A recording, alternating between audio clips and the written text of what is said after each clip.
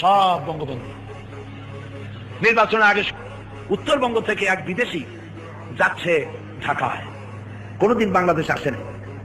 যমুনা সেতুর কাছে গিয়ে বলছে, তোমাদের দেশে এত বড় ব্রিজ, গরিব দেশ এটা। আছে তো বিরাট ব্রিজ আমাদের, এটার নাম কি? এটার নাম বঙ্গবন্ধু ব্রিজ। আচ্ছা, ঢাকা শহরে প্রবেশ করে গুলিস্তানের মোড়ে বিরাট বিরাট বিল্ডিং দেখে অবাক হয়ে গেছে। এই জায়গার নাম কি? এই জায়গার নাম বঙ্গবন্ধু এভিনিউ।